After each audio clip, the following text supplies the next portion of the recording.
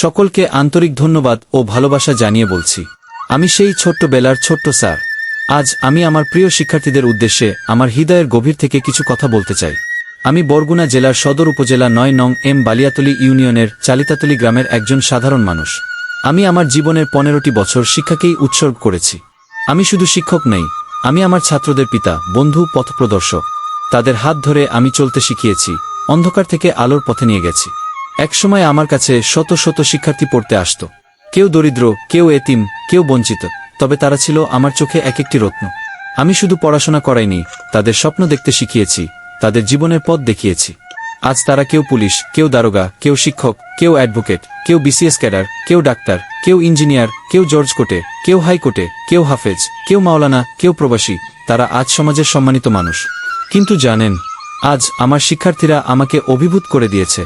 তারা একত্র হয়ে এক মঞ্চে দাঁড়িয়ে বলেছে, স্যার, এবার আপনার জন্য কিছু করতে চাই। তারা সিদ্ধান্ত নিয়েছে আমার জন্য একটি আদর্শ বাড়ি তৈরি করবে, একটি বিদ্যালয় গড়ে তুলবে। কেউ ইট দিচ্ছে, কেউ বালি, কেউ রড, কেউ সিমেন্ট, কেউ টিন, কেউ টাকা পয়সা জোগাড় করছে।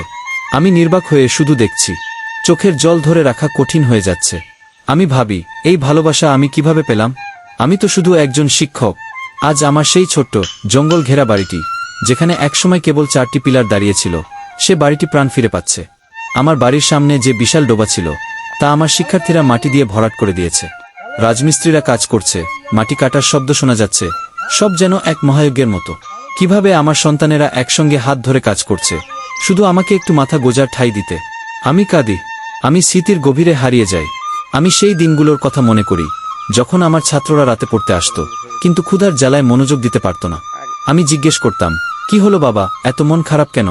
তারা নিচু গলায় বলতো, স্যার, আজ ভাতও আনতে পারিনি। আমি আমার ভাগের ভাত থেকে তাদের খেতে দিতাম। তাদের খিদে মিটত, তারা আবার বই খুলে পড়ত, স্বপ্ন দেখত বড় হওয়ার। আজ সেই সন্তানেরাই আমার জন্য সবকিছু উজাড় করে দিচ্ছে।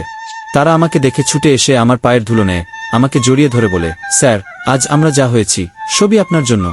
এই মুহূর্তগুলোই আমার শিক্ষক জীবনের সবচেয়ে বড় পুরস্কার। আমি নিঃস্ব, আমার দেবার কিছু নেই। আমার শুধু চোখের অশ্রু আছে, তপ্ত হৃদয়ের ভালোবাসা আছে, আর আমার এই প্রার্থনা, হে আমার সন্তানরা, তোমরা ভালো থাকো, এগিয়ে যাও, মানুষের সেবা করো। বিশ্ববাসীর কাছে আমার একটাই অনুরোধ, দেখুন এই ভালোবাসার দৃষ্টান্ত।